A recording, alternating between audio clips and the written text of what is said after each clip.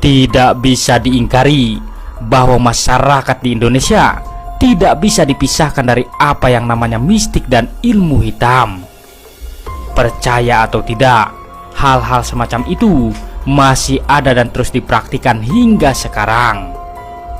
Mereka melakukan itu untuk mendapatkan kekuatan, kekayaan, atau bahkan balas dendam kepada orang yang tidak mereka sukai. Akhirnya mereka melakukan ritual-ritual yang telah ditetapkan untuk mendapatkan kekuatan tersebut. Tidak jarang mereka sampai bersekutu dengan iblis dalam melakukan praktik mengerikan tersebut. Berikut ini adalah daftar ilmu hitam yang dikenal ganas dan konon masih dipakai oleh masyarakat Indonesia hingga sekarang. Yang pertama, santet. Santet adalah salah satu ilmu hitam di Indonesia yang masih dipakai hingga sekarang.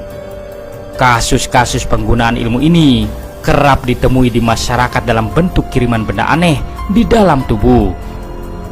Badan mendadak sakit padahal tidak melakukan apa-apa, hingga mendadak mengalami sial yang tidak ada habisnya.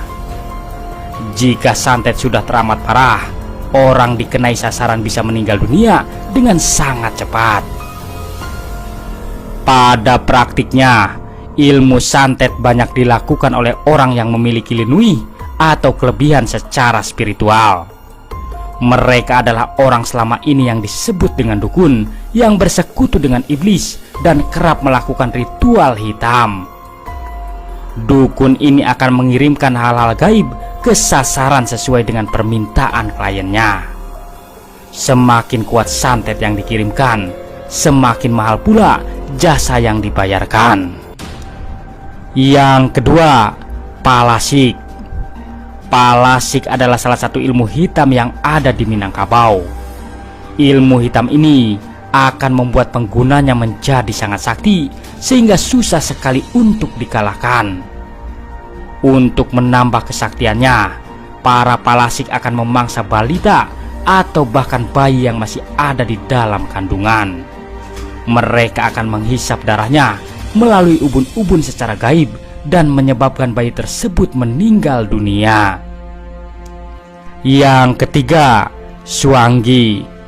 Bagi masyarakat di Indonesia bagian timur, Suanggi adalah orang yang sangat mengerikan. Mereka dianggap kerap melakukan perbuatan sejenis santet dan menyebabkan banyak orang meninggal dunia. Bahkan Suanggi dianggap sebagai salah satu penyebar pandemi penyakit pada suatu desa, sehingga banyak di antara mereka yang meninggal dunia dengan cara yang tidak wajar. Suanggi sebenarnya adalah roh jahat di alam liar.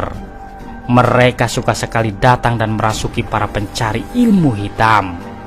Setelah Suanggi masuk, orang tersebut akan berkelakuan buruk hingga melakukan aksi pembunuhan secara diam-diam.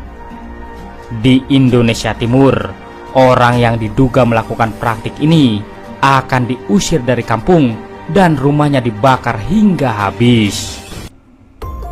Yang keempat, pelet. Mungkin pelet tidak selalu membuat orang meninggal dunia seperti 3 ilmu yang telah disebutkan sebelumnya. Meski demikian, pelet membuat seseorang yang dijadikan sasaran tidak memiliki kesadaran. Mereka mengendalikan pikiran dari orang tersebut sehingga mau melakukan apa saja.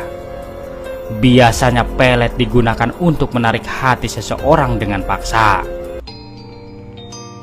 Itulah ilmu-ilmu hitam paling ganas yang ada di Indonesia. Meski zaman sudah sangat modern, keberadaan ilmu tersebut masih saja ada karena banyak orang membutuhkannya. Terima kasih telah menonton. Semoga informasi ini bermanfaat. Jangan lupa subscribe-nya. Wassalam.